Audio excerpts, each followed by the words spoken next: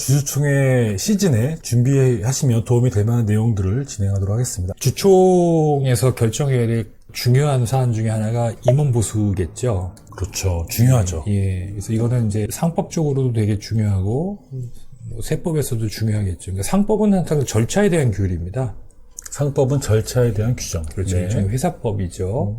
세법은 부당행위에 대한 이제 규제죠. 아무래도 중소기업은 그 지배주주 또는 대주주가 본인의 지배력을 활용해서 일단 법인의 자산을 사적으로 분유할 수 있는 기회가 많이 있잖아요. 그렇죠. 그러니까 절차적 정당성과 어떻게 보면 세법은 이제 경영상 정당성이 확보가 돼야 되는 거예요. 이 임원보수에 관련된 부분은 대표님들께서 그냥 올리시는 경우도 아직까지 있더라고요. 그렇죠. 자, 그래서 이제 몇 가지 말씀드리면, 임원 보수는 회사의 정관 또는 주주총회 결의로 반드시 결정을 해야 된다. 자의적으로 하면 안 된다. 중요하죠. 네. 상기 의무를 불이행할 경우 임원의 보수 지급은 이제 법률상 근거가 없이 나가게 된 거예요. 왜? 임원은 회사하고 고용관계가 아니라 위임관계라고 그랬잖아요. 민법상의 위임관계고, 그러면 위임을 규율하는 이 계약서라는 거가 있게 되는 거죠. 네. 이제 계약서 없이 돈이 나간 거다. 이런 의미로 이해하시면 됩니다. 부인당할 수도 있고. 네, 그렇죠. 이번 보수 한도를 초과하게 되면은 보수 한도를 재승인하는 작업을 거쳐야 되겠죠. 이 한도에 대한 규정이 안 돼 있다면 나 5천만 원 받다가 7천 받았어. 5천까지 받은 거는 규정이 없다 하더라도 매년 5천을 받았으니까 이거는 통상적인 연봉으로 볼 수 있는데 2천 올린 근거가 없잖아.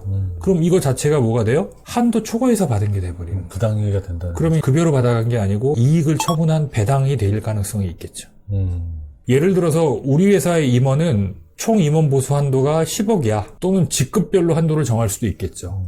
대표이사는 이사는 3억 이렇게 직급별로 정할 수도 있고요. 자, 그렇지만 임원 개개인의 구체적인 보수 지급에까지 굳이 주주총회에서 정할 필요는 없다. 이사회가 없다면 주총회에서 결정을 해야 되겠지만 이사회가 구성되어 있다면 그거는 이사회를 통해서 결정을 하는 게 맞다. 이사회가 없을 경우에는 주주총회에서 결정하고 집행한다. 이렇게 말씀드릴 수 있는 거고, 그리고 그 결정된 보수에 의거해서 이제 임원 보수 계약서라는 거를 작성을 해두자. 임원 보수 계약서. 예, 그렇죠. 그래서 이제 이게 세법상 부당행위냐 아니냐라는 걸 판단할 때 첫 번째는 이런 상법상의 절차를 제대로 준수했느냐. 이 제대로 준수하는 과정은 뭐겠어요? 이게 회사의 중요한 의사결정을 회사의 공식적인 통제기구에 부의를 해서 거기서 결정된 사항이라는 게 되게 중요한 거예요. 에비던스가 남아야 되는 그렇죠. 거죠. 네. 이제 세법에서는 여기서 하나 더 보는 게 있죠. 그게 바로 뭐냐면 이 부당행위라는 거. 그러니까 앞에 절차는 지켰음에도 불구하고 부당행위가 될 수 있는 소지가 있죠. 그건 뭐겠어요? 세법에 보면 동일 직급에 있는 직원보다 특수관계인이 많은 받으면 안 된다. 구체적인 규정이 열거가 되어 있습니다. 그건 이제 세법상의 얘기고, 좀 경영적인 큰 틀에서 저를 말씀을 드리자면 경제적 합리성을 갖고 있느냐라는 부분이에요. 쉽게 말하면 역할, 책임, 역할과 책임에 따른 보상이 경제적인 합리성을 갖고 있느냐라는 부분을 좀 판단해 볼 필요가 있다는 거예요. 아무것도 안 하는 비상근 임원한테 상근으로 일을 하는 분하고 보다 급여가 더 많거나 경제적 통념이나 사회적 통념이나 건전한 상관행하고 맞지 않잖아요. 세무조사 같으면 거의 다 부인당할 가능성이 네. 높죠. 네. 예. 두 번째는 임원 보수 한도는 정해져 있지만 이게 구체적으로 이렇게 구분이 돼 있냐라는 거예요.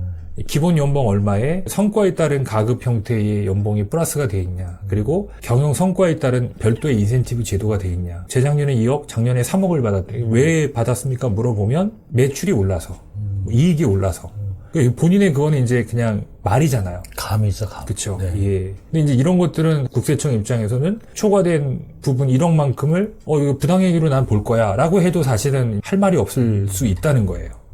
그러면 우리 회사의 기본 연봉은 어떻게 결정이 되고, 또 기본 연봉에다가 근속 연수에 따른 이제 가급은 어떻게 결정을 할 거며, 상여금은 어떻게 줄 건지에 대한 구체적인 일관되고 예측 가능한 규정대로 집행이 안 됐다면 그건 언제든 부당행위의 규제를 받을 수 있다는 점을 항상 좀 인지하시기 바랍니다. 그래서 기본 연봉은 어떻게 책정합니까? 라는 걸 물어보면 기본 연봉이라는 거는 매년 일정액씩 상승하겠죠. 네네.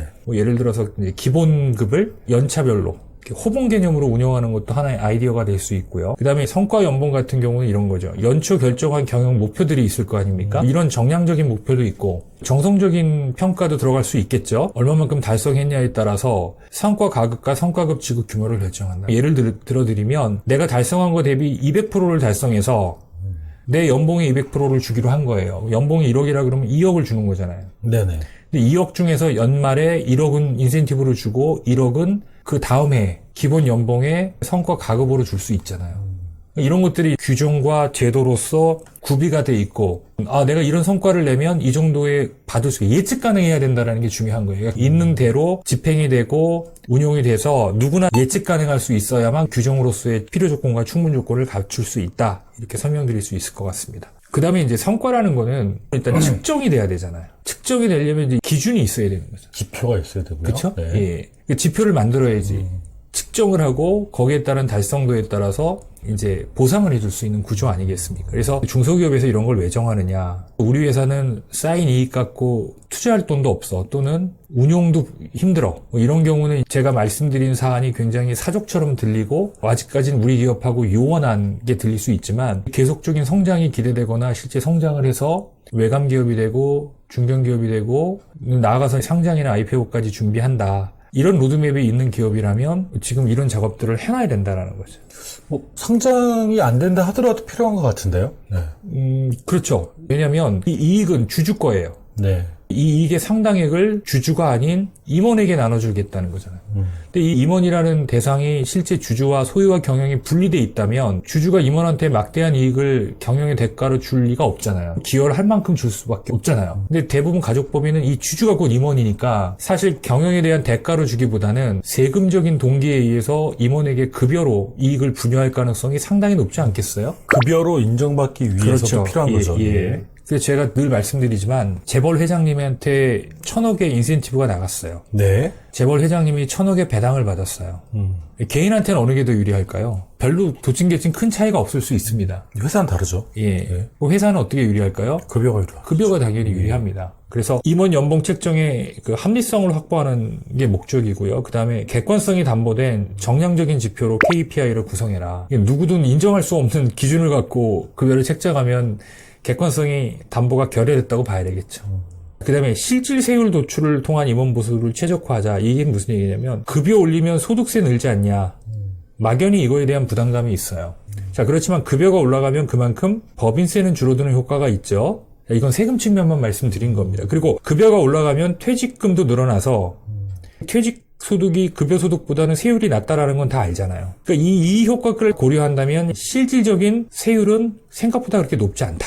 종합적 판단이 필요하다는 말씀이시죠? 그렇죠. 네. 그 부분도 좀 고려를 해서 의사결정을 했으면 좋겠다. 세금 측면에서는 이제 법인세 효과와 나중에 퇴직금에 대한 효과까지 고려해서 장기적인 시야를 갖고 정했으면 좋겠다 하는 게 이제 제 의견입니다. 오늘은 임원 보수에 관련된 중요한 부분이라 방송이 많이 진행이 된 것 같아요. 다음 방송에서 계속해서 성과 공유 계획 관련된 부분 또 진행하도록 하겠습니다. 자, 오늘 방송 감사합니다. 예, 고맙습니다.